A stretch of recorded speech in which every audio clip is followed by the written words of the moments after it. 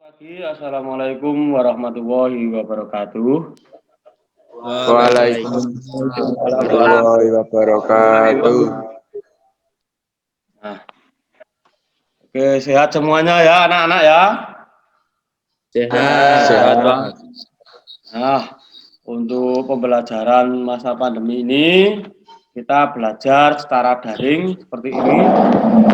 Jadi dengan adanya pandemi tidak menghalangi kalian untuk tetap belajar di rumah. Oke ya. Silakan. Untuk mengawali pembelajaran di hari ini, berdoa mulai. Perbaikan sistem bahan bakar injeksi.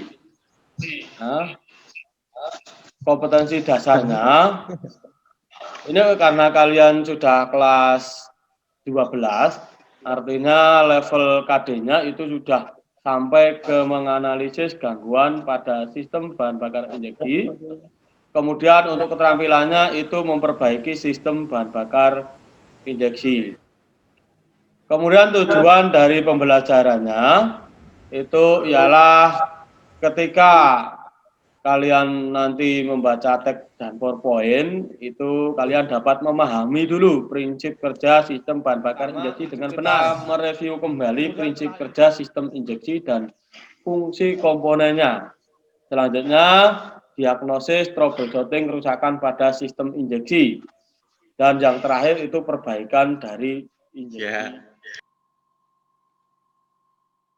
Apa perbedaan sistem injeksi dengan sistem karburator? Silahkan, ada yang bisa menjawab?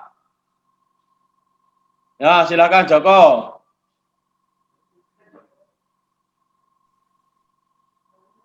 Mic-nya dibuka dulu, mic-nya. Silakan, Joko. Ya, Pak. Bedanya kalau dilihat komponennya tidak ada bedanya, kalau tidak dilihat komponennya tidak ada karburatornya, tapi adanya injektor, Pak. Ini, ya. Jadi ketika kunci kontak off itu aliran dari bahan bakar ini tidak terhubung. Artinya pompa belum bekerja. Nah, kemudian nanti ketika kita on-kan, ini kita on, nah jadi pompa ini sudah bekerja, artinya sistem bahan bakar ini sudah standby, jadi di dalam pompa. Kemudian ketika kita hidupkan mesinnya, nah ini injektor akan dialiri arus di solenoidnya ini. Jadi untuk kerjanya seperti itu, ketika ECM ini sudah dapat sinyal dari sensor-sensor yang lain, dia memerintahkan injektor untuk menyemprotkan. Nah, seperti itu. Kemudian ketika RPM-nya itu akan bertambah besar, putarannya 6.000, nah ini injektor itu akan menyemprot lebih lama.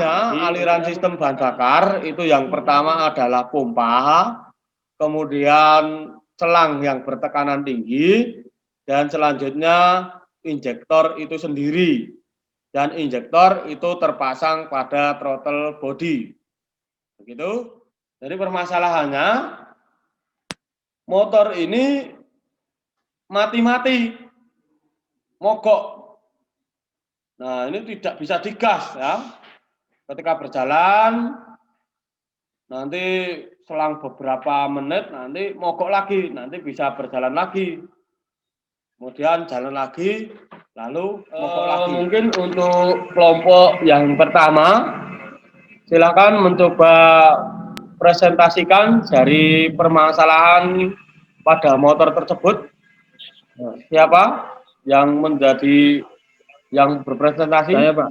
Oh ya. Saya. Ya, silakan. Muhammad Sinwan. Ya. Saya akan mencoba mempresentasikan hasil diskusi dengan kelompok kami, di mana motor injeksi tersendat atau mogok pada putaran tinggi adalah karena sistem bahan bakarnya yang tidak normal. Yang pertama adalah kemungkinan tangki kotor dan mengakibatkan pompa bahan bakar kotor, sehingga pompa tidak bekerja maksimal. Solusinya adalah kita bongkar pompa, kita ganti saringan dan cek kerja pompa. Nah, Sudah, Pak. oh ya, bagus ya. Ya, terima kasih untuk Muhammad Sinwan. Mungkin Ya. untuk kelompok yang lain bisa menanggapi. Siapa yang menanggapi? Pak. Nah, silahkan, Inang. Kalau menurut kelompok kami, karena motor belum dihapus kode kegagalannya dan reset TP juga.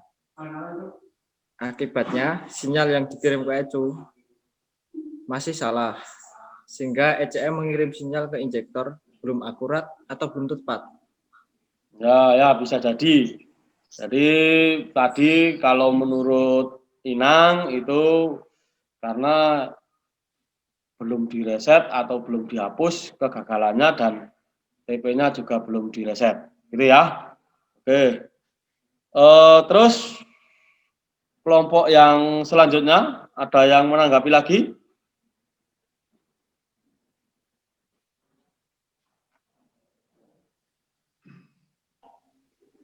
Izin menanggapi. Oh ya.